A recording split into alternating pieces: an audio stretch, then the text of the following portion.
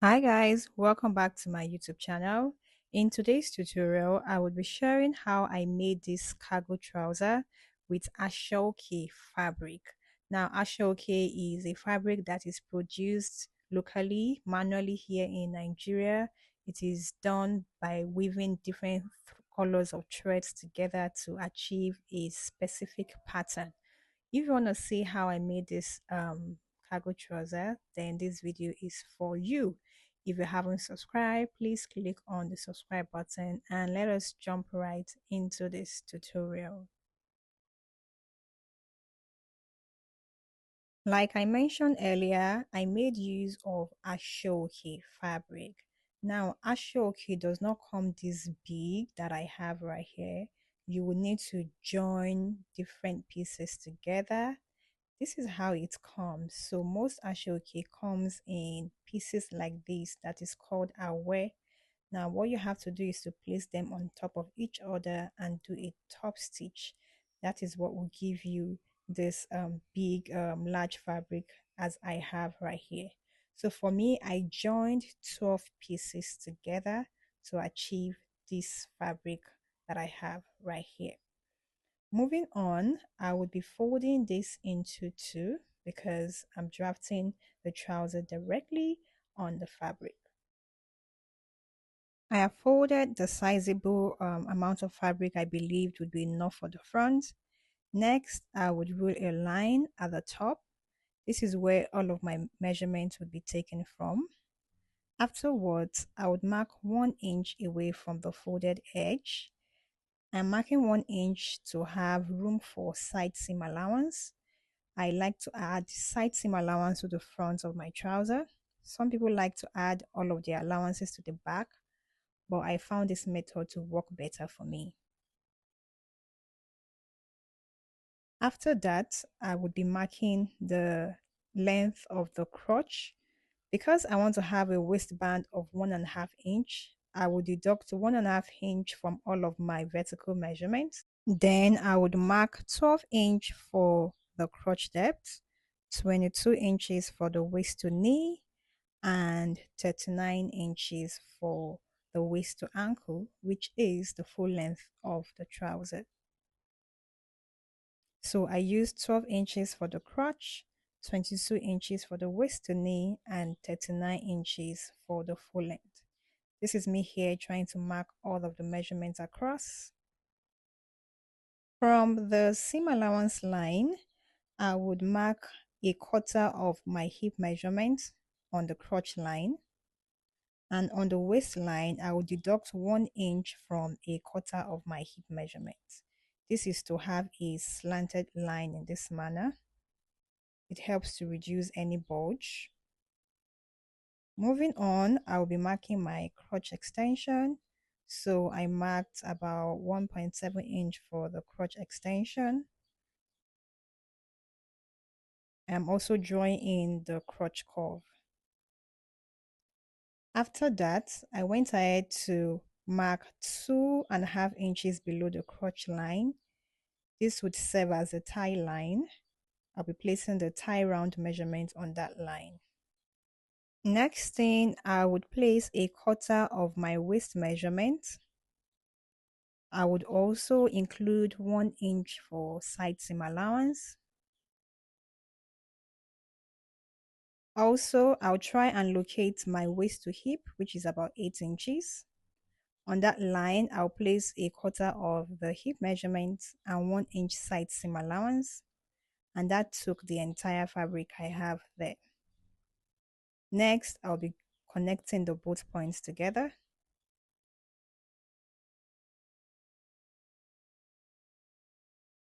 After that is done, I will get the midpoint of the entire measurement I have on the crotch line.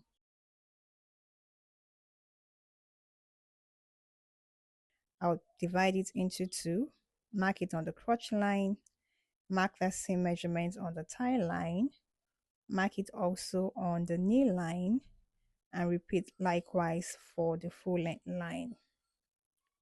So guys, I realized that I used the wrong crotch curve measurement. So instead of 1.75, I had to extend my crotch extension rather to 2.5 inches. So this would also affect the midpoints. So here I'm going over to remark the midpoints. So my initial midpoint was 7 inches, but because of the new crotch extension measurements, my midpoint is now 7.5 inches.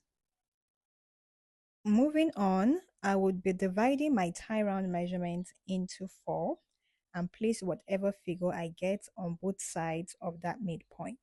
So my tie round measurement divided by 4, I got 7.5 inches. I'll place 7.5 inches here and place 7.5 inches here and also add 1 inch side seam allowance. So in total, I should have half of the tie round measurements. Okay.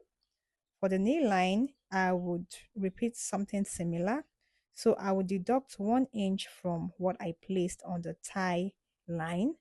I would just place 6.5 inches here and also 6.5 inches to the other side and 1 inch side seam allowance. I'll connect it to the tie round or the tie line rather. As for the full length line, I would also do something similar. I'll deduct 1 inch from what I have there and mark 5.5 inches. I'm sorry my camera couldn't capture that, but that was what I did for the full length line. Now I am doing this because this is not a fitted trouser. If you're working on a fitted trouser, you'll be using your exact measurement. After connecting all the points together, I would proceed to cut it out.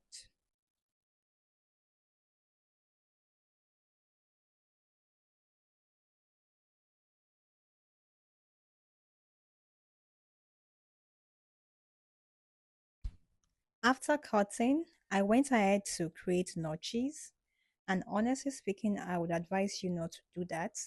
This is because Asooke shreds, it removes thread. So if you're not careful, you might just lose your seam allowance. So you can do this without creating notches really.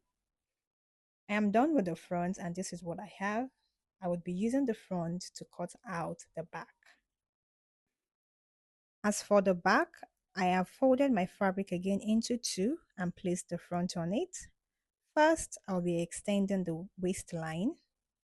Next, I would mark about 1.5 inches on that line and also raise the back waist by 1 inch. I will connect that to the side. After that, I would come down to the crotch. This right here is the front crotch, but the back crotch is always half an inch lower than the front. So I'm going to be redrawing my back crotch in this manner, making sure it is half an inch lower than the front crotch. After that is done, I will place additional measurements about 2.5 inches there, 1 inch extra is around the crotch. I would also place 2 inches on the tie line. These are just measurements to sew it down, and 1.5 inches on the knee line, and also 1.5 inches on the full length line. I connected all the points together once I was done and proceeded to cut out the back.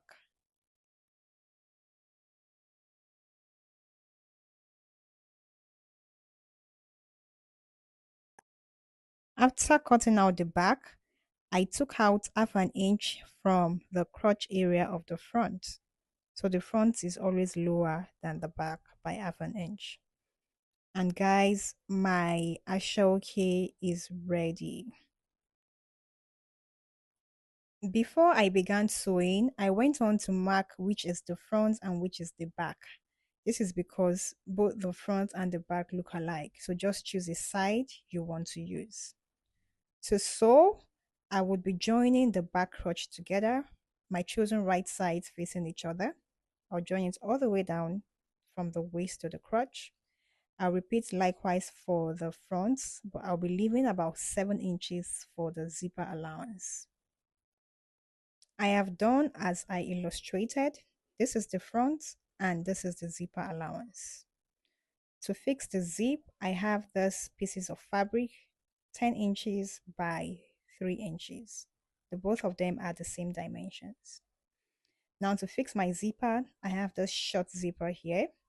I'll place it on this side of my trouser, place it facing downward, pick up one of the fabric pieces. So I'll be putting the zipper in between the shield and the trouser. I'll go ahead and sew this down. I'll pick up the other fabric piece, which is the zipper fly, and stitch it down. After stitching, this is what I have. I also did a top stitch to put it in place. This is optional, but you can choose to do a top stitch. For the zipper fly also, I did likewise. I did a top stitch to lock the zipper fly inward. Now, I'll need to attach my zipper to the zipper fly. To do that, I would cover the zipper in this way, raise up my trouser, pick up the zipper fly and the zip, and stitch it down. This is what I have after sewing.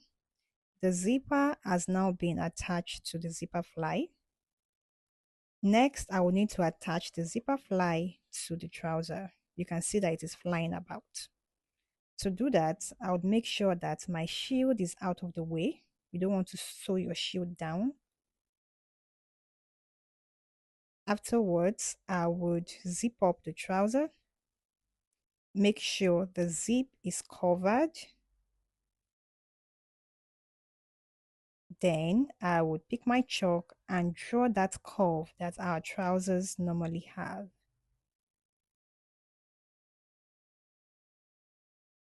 I would then go on and sew it down along the curve that I drew. After sewing, guys, this is what it looks like. You can see now that the zipper fly is now attached to the trouser. On the inside, this is what it looks like. You can lock this down in place. Okay. Moving on, it is time to join both the front and the back together. I'm placing the back against the front. I'll join it together along the sides. After joining, this is what it looks like. I have not joined the inseam yet, and that is because I want to fix cargo pockets by the sides. But this is what it looks like after I was done joining. Now I have gone on to prep my pockets off camera, and that is because I have a detailed tutorial on how I make cargo pockets. I'll put the link in the comments or the description box. You should see it.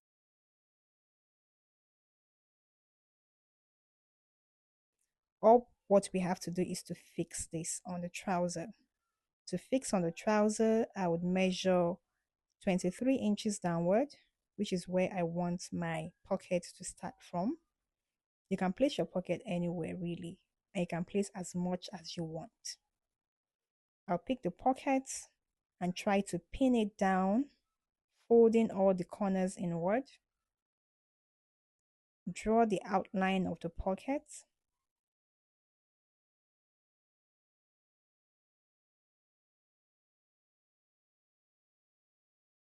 After getting the outline, the pocket would be sewn on the outline.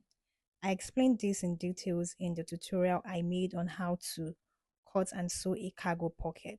You should check it out really. I'll do this for either side of the trouser. Guys, I have joined the pocket to the trouser. I've also done the inseam. I'm gonna stitch down the inseam and also the hem.